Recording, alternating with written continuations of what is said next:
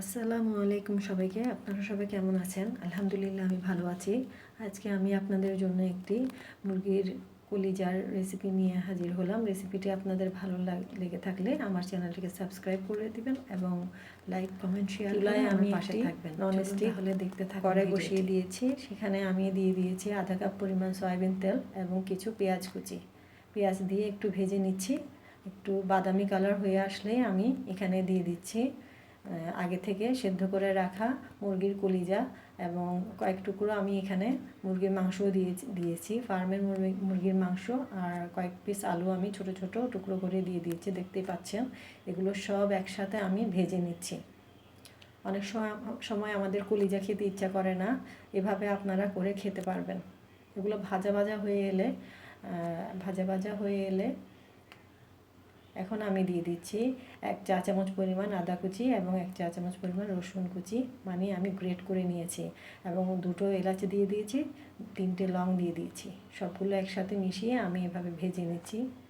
দেখতে পাচ্ছেন একটু ভাজা ভাজা হয়ে আসলেই, লাল লাল হয়ে আসলে আমি এখানে টুকরো করে রাখা 2টো বড় সাইজের পেঁয়াজ দিয়ে দেওয়ার পর আমি একটু ভেজে নিয়েছি। এখন আমি এখানে হলুদ গুঁড়ো, মরিচ গুঁড়ো এবং ধনে গুঁড়ো, জিরা গুঁড়ো দিয়ে দিয়েছি আধা চা চামচ পরিমাণ করে, এবং সামান্য একটু কাশ্মীরি মরিচের পাউডারও আমি এখানে দিয়ে দিয়েছি। আর দিয়ে দিয়েছিলাম এখানে সামান্য পরিমাণে আমার ঘরে তৈরি গরম মশলা, ভাজা গরম মশলা দিয়ে দিয়েছি এখানে ঘরে তৈরি। এখন সবগুলো একসাথে আমি ভেজে নিচ্ছি, দেখতেই পাচ্ছেন। এভাবে ভেজে নিতে হবে। একটু ভাজা ভাজা হয়ে এলেই এখানে আমি নাড়াচাড়া করে নিচ্ছি, দেখতে পাচ্ছেন। ভাজা ভাজা হতে হবে। ভাজা ভাজা হয়ে এলেই এখানে আমি প্রায় 1 কাপ পরিমাণ পানি দিয়ে দিয়েছি। বেশি পানি দেওয়া যাবে না, তাহলে এটি ভাজা ভাজা হবে না। ঢাকা দেওয়ার পর আমি না হলে খেতেও ভালো লাগবে। এখন আবার ঢাকা দিয়ে দর্শক আমি আবার দিয়ে নিয়েছি। এখন একটু নাড়াচাড়া করতে হবে ভালোভাবে, যেন পুড়ে না যায়। এখন আমি আবার একটু ঢাকা দিয়ে দিচ্ছি। সেদ্ধ হয়ে গেছে, প্রায় হয়ে গেছে ভাজা ভাজা।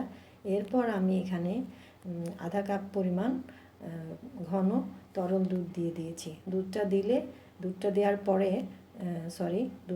পরে যখন শুকিয়ে আসবে, তাহলে এটার টেস্ট আরও বেড়ে যাবে, খেতে ভালো লাগবে ভাতের সাথে বা পরোটার সাথে। আপনাদের সাথে এই রেসিপিটি শেয়ার করলাম। কোনো ভুল হলে আমাকে ক্ষমা সুন্দর দৃষ্টিতে দেখবেন এবং আমার চ্যানেলটিকে অবশ্যই সাবস্ক্রাইব করে দিয়ে আমার পাশে থাকবেন। ধন্যবাদ সবাইকে।